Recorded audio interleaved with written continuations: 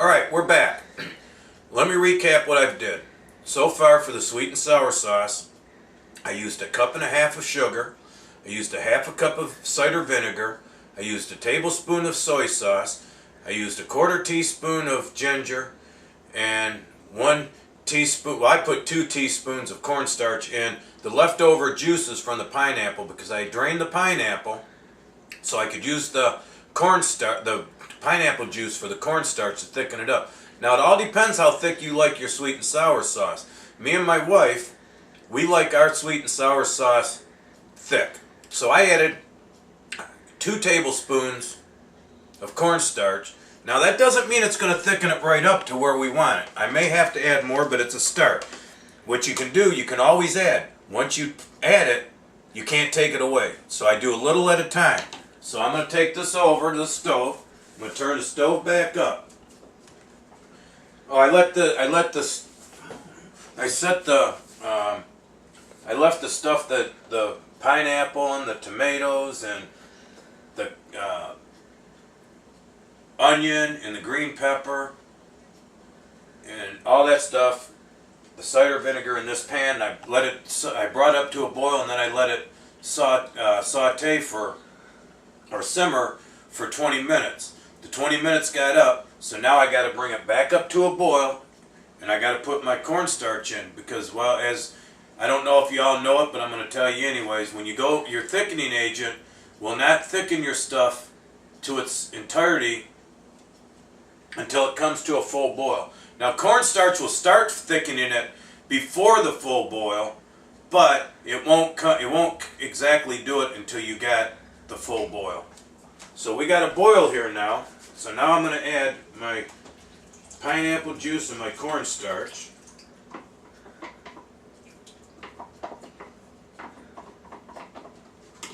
And we're going to, now we got to let it boil again, because when you add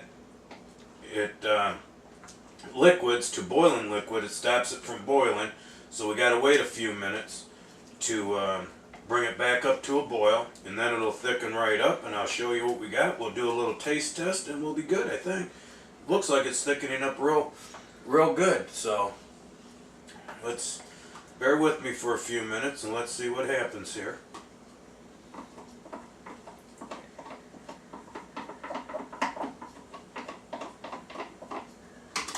Yeah, we cook sweet and sour pork, sweet and sour chicken, and stuff like that. So I try to make a lot of it, and then we freeze it, and when we want it we take it out. We freeze it in individual containers, and then when we want it we just pull it out the freezer, throw it in the microwave, warm it up, thaw it out, and we're good to go.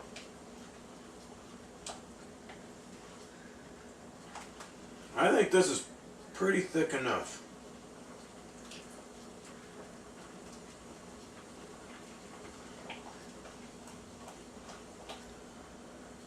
You want it thicker? No. I make this for my wife. She's behind the camera. That's why I asked her if she wanted it thicker, because she's the one I actually make it for. So that's why I asked her. I wasn't asking you guys. I was asking my wife. Okay. Now, let me get my hot pad. I'll eat off this spoon.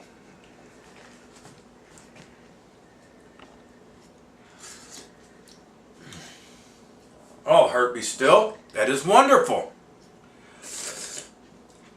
Oh, just beautiful.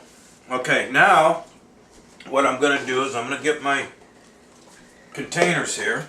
I don't know exactly how many containers we need because this is the first time we've used these bigger containers. We normally use smaller ones, but they're all being used, so here's a good look at it. And now I'm going to go ahead and put it in the containers.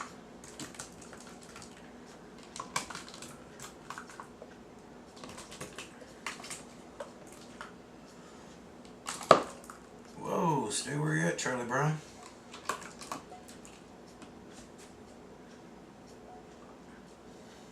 And that we have This is sweet and sour.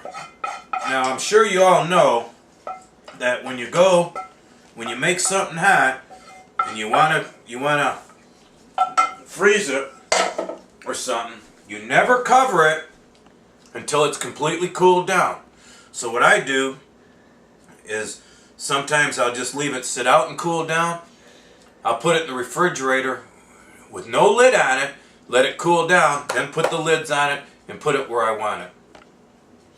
Now, if you have any questions, what I'm going to do, I haven't had time to do it yet, but I'm going to make an email just for this, and I'm going to give the email out on one of these footages when I get it done, and you can email me and ask for the recipes or ask any questions you want, and I will find the answer out. It may take me a day or so. I may have to research it for you, but nevertheless, if you have any questions, you can feel free to ask, and I will get that email set up. Thank you and have a good day.